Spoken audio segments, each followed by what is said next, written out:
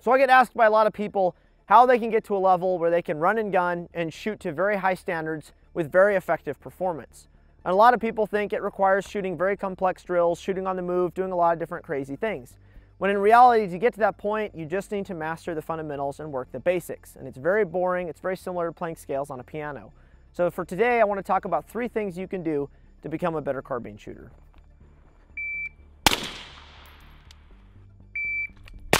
First tip I want to bring up is sight alignment. And that might seem too basic, like, oh, well, that's a normal fundamental. Everybody understands that. You need to align your sights in order to hit the target.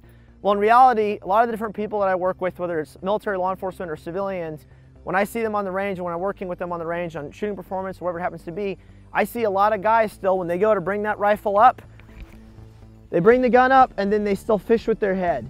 They either fish with their head or they have to move the gun up and down a little bit, or they have inconsistent stock placement in their shoulder. So they're getting an improper sight acquisition, improper sight alignment. It's not fast, it's not efficient, and that's a big problem. So your sight alignment and your sight acquisition should be as simple as gun is not in your field of view. You're either at high ready or depressed muzzle or low ready or relaxed ready, wherever you want to call it. And as soon as that gun comes up, you have your sight picture. Where my natural point of aim is, at the target that I'm looking at, my sight goes to that point. And then I finesse my sight picture based on target size, target distance once the gun is up. But my sight should be on target most of the time just fine.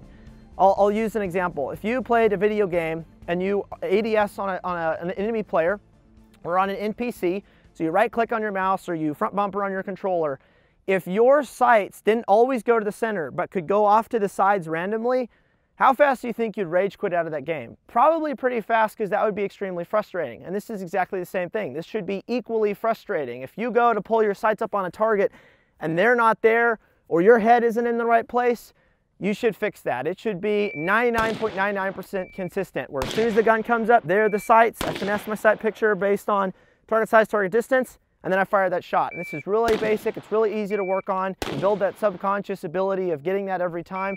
You do it with dry fire in your house, just putting little pieces of tape up in your house, bringing the gun up, then making a mental note, am I on? Yes, I am. Gun comes down, reset, do it again. Am I on? Yes. Okay, reset, high ready, low ready, whatever you want to do. And then on the range, same thing. Give yourself a little target that forces you to see your optic and get a sight picture, and then just start working that. 1 round, 2 round, start building that really fast, effective sight alignment. So already up standard that I have for finding that first sight acquisition really fast is I have an IPSC target. So I have a 5" by 5" box, a headshot from 5 yards in under half a second, so under 0.50. 1, 2, 3, 4, 5. 5 yards from low ready, so gun aimed at feet of target, also known as depressed muzzle, whatever you want to call it. On buzzer, under half a second. All right. Now I got my shot timer to work. That's a 4-4, 5 yards. Let's do it 3 times in a row, or 4. It's just doing it once doesn't count. Let's see, it's repeatable. Let's see how repeatable.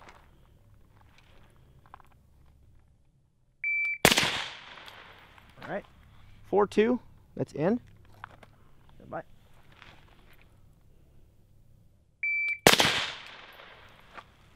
4-5.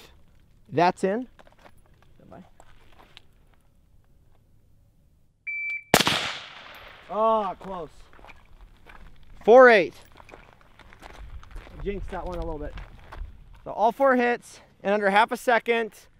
Headshot standard, 5 yards from low ready, aimed at feet of target. It's a lot harder than it sounds, a lot harder than it looks, but it's a really good test, in my opinion, for getting that good sight alignment, also taking some height over bore into effect. So I really like this standard. I have a lot of people do it, and you'd be surprised how many people can't do it. Like, it's pretty tricky. There's a lot going on. You gotta get, you're pushing the gun from low ready to the head in about 0.2 seconds. You have to do that in about 0.2 seconds, 0.2 of a second, in order to make this standard. There's about 0.2 of a second of reaction time from when the buzzer goes off to you going, I can begin now.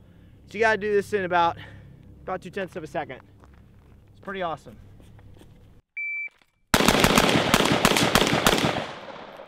So the next one is throttle control, and that is basically controlling the gas pedal of how fast you're shooting and how slow you're shooting. And I see a lot of shooters are either too fast or they're too slow. They get too enthusiastic, they fire too quick. I've been there. I always wanted to be a really fast shooter when I first started doing this, and I thought that meant just putting out rounds really fast, pulling the trigger really quick. But that's not what it comes down to. What it comes down to is being able to hit the target really fast. So I see a lot of shooters out there, I'll have them shoot a standard, like the Bear Solution standard or something, and they'll go really fast and they'll have 5 misses, and they'll do it in 5 seconds. Great time, horrible accuracy. Then I'll have other shooters who will shoot a drill like that just fine with 100% hits, but their time will be super duper duper slow. So how do we find that balance? And there is a balance between both. I don't personally believe that accuracy is more important than speed, or speed is more important than accuracy. I believe it is both contextual. As a target gets further away from you, what becomes more important? Accuracy. As a target or a threat gets closer to you, what becomes more important? Speed. If someone's 2 yards from me, I don't need utmost Olympic accuracy if I have to shoot that person, that individual at 2 yards. At that point, I'm going to need speed. So I believe they both adjust based on target size, target distance, and target opportunity, those 3 things. So when you're shooting, when you're training, focus on not going too fast. If you start to miss too much, that means you need to slow it down some. I did do a video talking about why you should miss and pushing your standards. So there is a time and a place to push your speed to the point of missing. But if you are consistently missing, 80% of your shots, 50% of your shots, 60% of your shots, and you're not doing anything about it, you don't care, you're just doing it, that means you're going too fast. You're going to create bad habits. You're going to impede your ability to go to the next level, and that becomes a really big problem. So that's the big thing I see a lot of shooters not paying attention to. They don't really care. They just go as fast as they can. It looks cool, it feels cool, and yeah, it's a lot of fun going fast. But it's a lot more fun when you can go fast and hit stuff. So to work basic throttle control drills, I like to use 2 different targets. I have a big one and I have a small one. So it's going to force me to slow down as I move to the small target, or speed up if I start on the small target and go to the big one. This is just one of our targets off of our website. I can set my distance at whatever I want. I can set whatever round count I want. For this, I'm going to do 4 rounds into each, and I will do it at 7 yards. Let's do this. 7's about here. 4 rounds each. I'll go big first, small second.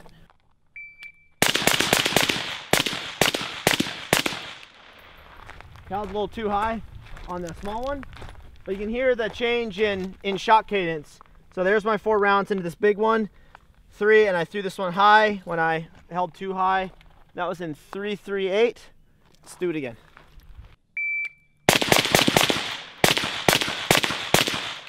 All right, we're good. All in. 3-3-9. Boom, boom, boom, boom. Group opened up a little bit, but that's fine because I have a huge target area. And then my 4 are in here. Now let's do small to big.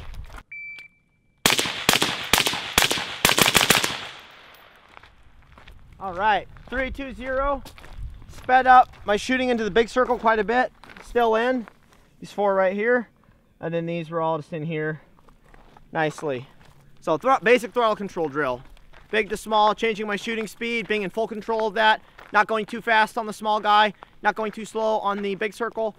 Trying to keep them fast enough and I can still get my hits. Balance of speed and accuracy.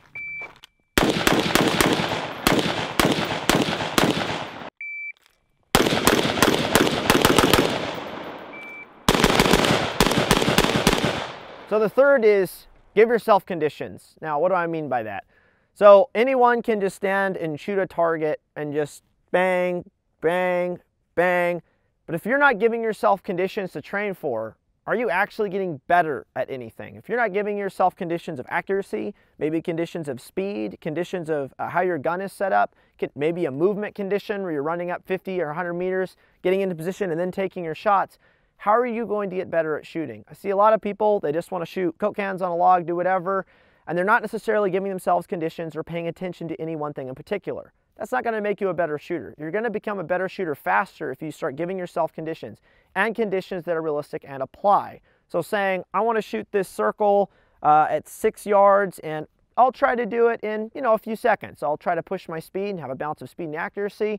You'll become a better shooter faster than just going, I just want to shoot this target with 6 rounds. Bang, bang, bang, and so on. So I believe conditions are really important to pushing to that next level. I'm primarily a self-trained, self-taught shooter. I didn't have a shooting coach growing up. I didn't have, You know, I didn't take 10, 20 different rifle classes. And one of the ways I was able to get this good shooting is I was always giving myself conditions, whether it was accuracy or speed or movement or some other thing, maybe loading my rifle if my rifle's empty and then shooting the drill and still having a speed condition. You know, I talk to guys who go, oh, well, if you can't, you know, shoot steel at 600 meters with irons, you're no good. Well, what conditions are you shooting that target at 600 meters in? You know, is it taking you 10 minutes to do that? How many misses did you have? Maybe you have an ammunition condition. You only have 5 rounds to hit, you know, 3 times at 600 meters with irons. That's pretty cool. But if you don't have any conditions at all, it takes you 10 minutes, you fire 20 rounds and you get 1 hit, that's not that great. So give yourself conditions when you're training, whether it's speed, ammo, some movement, whatever it is. You don't necessarily need to pile conditions on you because that can distract from the task at hand that you're focusing on. But don't just shoot aimlessly. Give yourself purpose, give yourself an objective, give yourself a goal, and be purposeful in trying to identify that one thing you want to focus on. And that's ultimately going to lead you to becoming a better shooter as you start identifying these things on your own, as you self-diagnose, and as you look for things.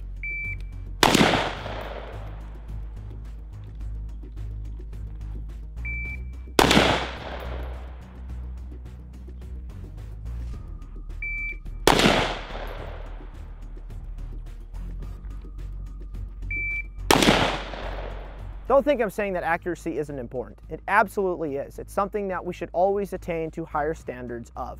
But I also don't think that we should just dwell on accuracy only and totally bypass the idea that we need speed to go along with it. Fast accuracy will always beat slow accuracy. Simple as that. Although there's a lot of people on the internet that like to debate that. But someone who can shoot, you know, 4 rounds at 400 meters in 10 seconds will definitely outshoot the guy that takes 60 seconds to get the same performance and the same objective achieved. So I'm definitely a big proponent of balancing speed and accuracy and pushing that speed. I do that in a lot of my classes, and I get guys shooting drills very similar to the ones that we were doing in very short amounts of time while still attaining that speed.